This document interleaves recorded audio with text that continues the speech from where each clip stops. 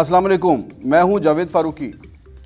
नाज़रीन, वज़ीर-ए-आज़म ने कौम से ख़िताब किया, उनसे टेलीफोन पे गुफ्तगू की, गपशप की, और ये इनफैक्ट एक नया उन्होंने एक स्टाइल है उनका कि कौम से ख़िताब करने का, जिसमें एक सवाल आता है और उसके बाद उसका जवाब नहीं आता वज़ीर-ए-आज़म की तरफ से, बल्कि उनका ख़िताब शुरू हो जाता है।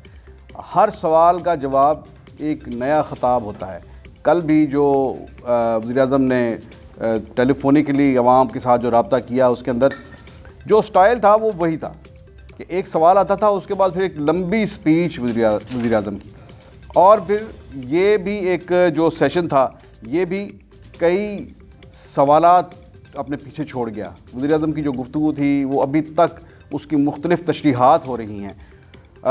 2-3 इशूज़ जो ख़ास तौर पर उसके अंदर लिए गए, एक तो ये कि सदारती निज़ाम के हवाले से बात हुई, तो सदारती निज़ाम पर वज़ीर-ए-आज़म की जो वजाहत थी उसमें कहीं वजाहत तो थी नहीं, वो गैर वाज़ेह किस्म का जवाब, और उसके जवाब में सिर्फ़ और सिर्फ ये था कि जनाब मेरे ख़िलाफ़ जो है वो अपोजिशन प्रोपेगेंडा करेगी। मैंने पहले दिन ये कह दिया था कि आवाम से कह दिया था कि आपको ये चीज़ें फ़ेस करना पड़ेंगी, कि जब इन माफियाज़ के ऊपर मैं हाथ डालूँगा तो ये जो डिसइन्फॉर्मेशन है वो फैलाएंगे। तो ये उन्होंने इस चीज़ को, सदारती निज़ाम को डिसइन्फॉर्मेशन नहीं कहा, अलबत्ता ये ज़रूर कह दिया कि मैंने जो कहा था कि वो कुछ हो रहा है, और फिर उसके बाद फिर लंबी वही कहानी कि जनाब करप्ट लोग थे जो करप्शन कर गए और खा गए पी गए और ये कर गए वो कर गए। और लेकिन ये इस बात का उन्होंने बिल्कुल जवाब नहीं दिया कि सदारती निज़ाम का आइडिया उनका है या नहीं है, या वो सदारती निज़ाम के हवाले से क्या उनके ख़यालात हैं, क्या वो सदारती निज़ाम को बेहतर समझते हैं, या ये पार्लिमानी निज़ाम जो है इसी को वो लेकर चलना चाहते हैं। इस बारे में जो उनकी जो बात थी वो मुझे तो उसमें कोई ऐसी चीज़ को क्लैरिटी नज़र नहीं आई कि जिसमें ये कह सके कि वज़ीर-ए-आज़म ने इस बात को खारिज इम्कान करार दे दिया है। अलबत्ता उन्होंने इसका जवाब, वाज़ेह जवाब ना देकर, फिर वो बहस का एक जो गुंजाइश है, वो एक रास्ता, जो दरवाज़ा खिड़की वो खुली रखी है कि लोग इसके ऊपर अपनी तबाह आज़माई करते रहें और डिबेट होती रहे। मेरा ख़्याल है कि ये कोई ऐसा नहीं है कि उन्होंने ऐसे बग़ैर सोचे समझे इस किस्म का जवाब, मुबहम जवाब दिया हो। ये गैर वाज़ेह जवाब, मुबहम जवाब जो है ये भी एक कैलकुलेटेड था उनका, और ताकि ये बहस जो है ये रुके ना सदारती निज़ाम की, और एक कन्फ्यूजन एक अबहाम वो मौजूद रहना चाहिए इस सारे के सारे अमल में। इमरान खान के बारे में जो लोग ये समझते हैं कि वो बहुत स्ट्रेट फॉरवर्ड हैं, और ये नहीं, वो बड़े जो हैं वो चालाक पॉलिटिशियन भी हैं। वो चीज़ों को पूरी तरह से एड्रेस करते हैं, उनका इदराक रखते हैं, और उसको बड़े अपने अंदाज से उनका जवाब देते हैं, और थ्योरी के मुकाबले में काउंटर थ्योरी जो है वो भी देते हैं। सो ये एक सदारती निज़ाम के हवाले से उन्होंने ये एक स्टाइल जो था वो इख्तियार किया। उसके बाद अगर हम बात करें कि उनसे जब ये सवाल किया गया कि महंगाई है बहुत ज़्यादा, तो एक खातून ने कहा कि क्या हम घबराना शुरू कर दें। उसके बाद फिर उन्होंने लंबी एक लिस्ट जो थी अपने कारनामों की वो गिनवाना शुरू कर दी, और बता दिया कि ये महंगाई जो है ये लोकल फिनोमेनन नहीं है, बल्कि ये पूरी दुनिया में है। और महंगाई में बता दिया कि हम अमेरिका के शाना बशाना खड़े हैं, तरक्की में हम अमेरिका के शाना बशाना खड़े हैं या नहीं खड़े, हम जो आम शहरी को जो उसके बेसिक राइट्स हैं वो देने के हवाले से हम अमेरिका के शाना बशाना हैं या नहीं हैं, हम जो ख़वातीन के हकूक़ हैं उसमें अमेरिका के शाना बशाना हैं या नहीं हैं, हम मज़दूरों को उनके हकूक़ देने के लिए, हम गरीब आदमी की सोशल प्रोटेक्शन के लिए वो अमेरिका के और यूरोप के शाना बशाना हैं या नहीं हैं, लेकिन महंगाई में हम उसके शाना बशाना हैं, और हमारे साथ भी वही है जो मसाइल जो पूरी दुनिया के साथ हैं। बल्कि इसमें तो उनका ये कहना है कि हम ज़्यादा बेहतर तौर पर परफॉर्म कर रहे हैं, और दुनिया में 2-4 मईशतें हैं जिनकी मिसाल दी जा रही है। पता नहीं कहाँ मिसाल दी जा रही है, ये तो उन्हें ही रिपोर्ट आती है जो वो कहते हैं कि सुबह 1 घंटे के अंदर ही मुझे सारी रिपोर्ट्स आ जाती हैं।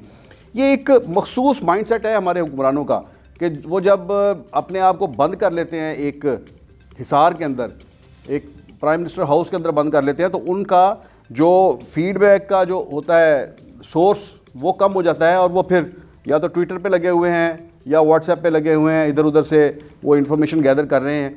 और अगर कोई इन्फॉर्मेशन, कोई फीडबैक अच्छा नहीं लगा तो वो अहमद जवाद बन गया, और जो सब अच्छा दिखा रहा है वो फैसल जावेद बन गया। वो टेलीफोन कॉल्स मिला के दे रहा है।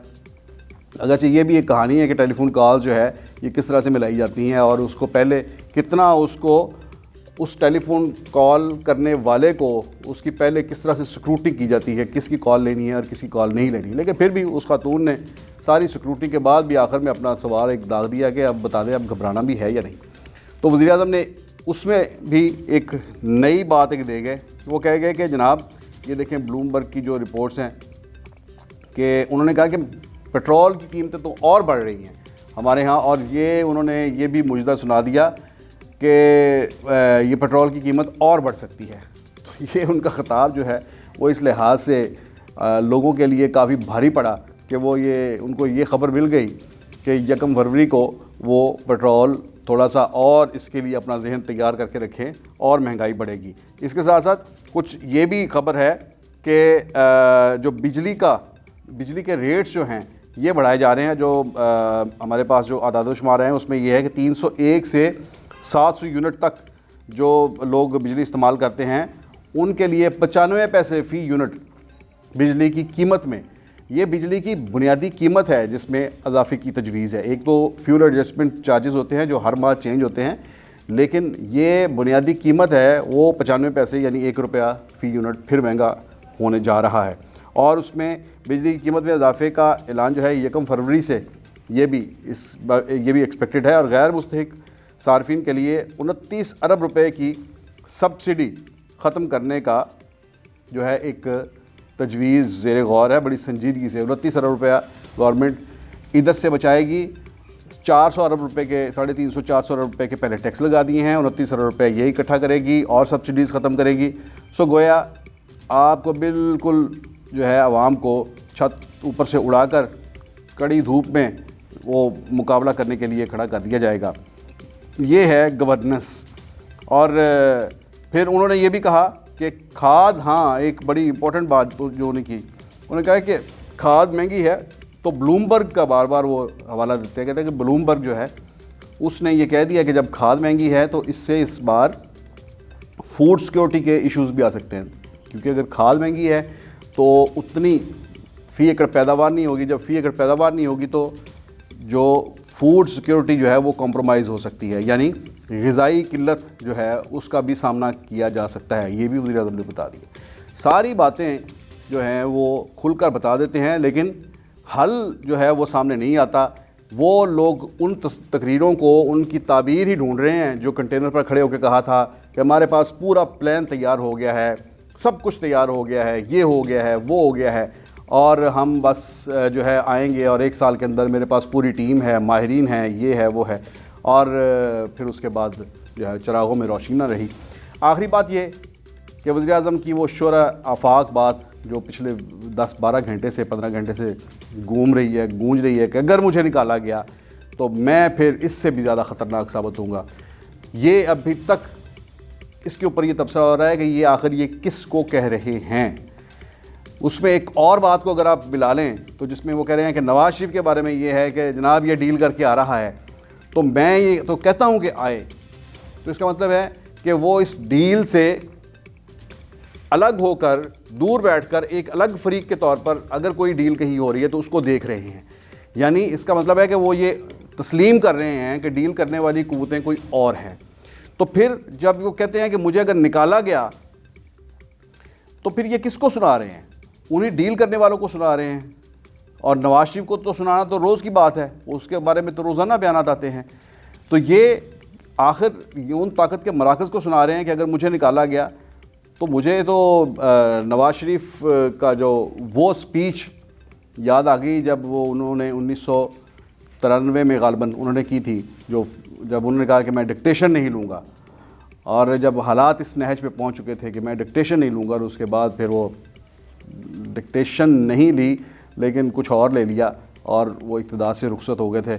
और अब भी ये इसी तरह की एक धमकी आमेज़ ये स्टेटमेंट जो है वो नज़र आ रही है कि अभी ये नहीं वाज़ेह कि ये नवाज शरीफ को ये धमकी दी है या ताकत के मराकज़ को दी है, एस्टेब्लिशमेंट को दी है कि अगर मुझे निकाला गया, और निकाला गया, फिर वही बात, क्यों मुझे निकाला, मुझे क्यों निकाला, और ये भी कहते हैं मुझे अगर निकाला गया।